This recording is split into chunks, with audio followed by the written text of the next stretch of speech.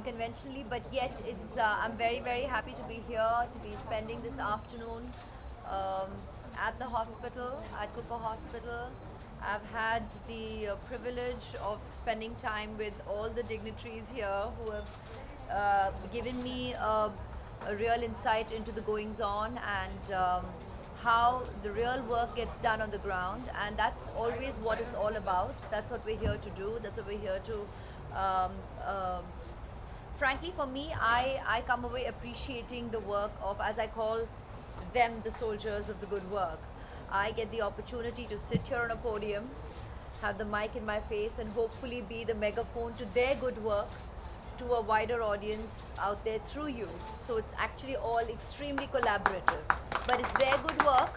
And I felt it was very, very important to laud uh, the courage of all the women out there, and I'd equally give kudos to their family members, their husbands, who together with them take the brave step of coming forth and opening themselves up to the medical care that is accessible. And the key word here is the medical care is accessible.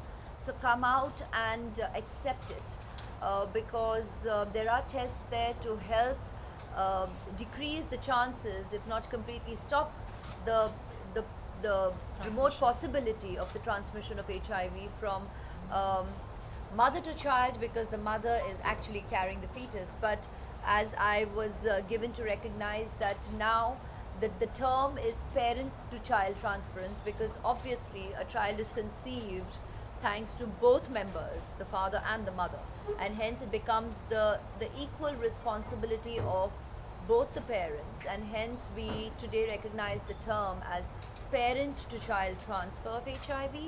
And that is some thing that will constantly remain a cause for a constant need of attention.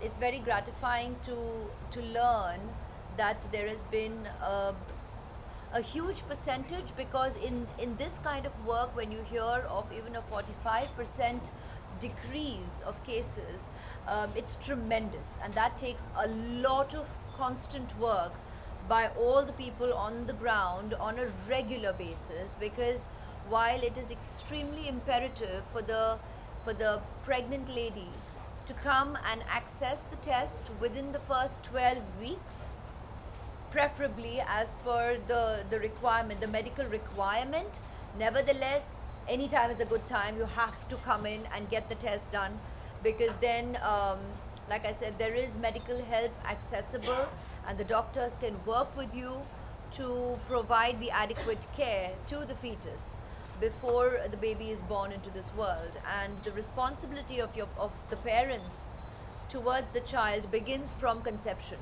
And that sense of responsibility, you know it when you conceive, and you have to exercise that responsibility from the onset. So the medical care is there, people can access the help, so please come forth, take the tests, and accept the medical aid that exists. It's a way of life. I mean, after so many years, I can't even be getting into that question and wondering whether, because this is my reality. So that's fine. But as long as you know, you have a bit of this, you have a bit of that. You have, sometimes it's a celebration. Sometimes it's an actual, whatever be a milestone that is spoken about. Sometimes it's frivolity, and sometimes it's very, very effective and responsible.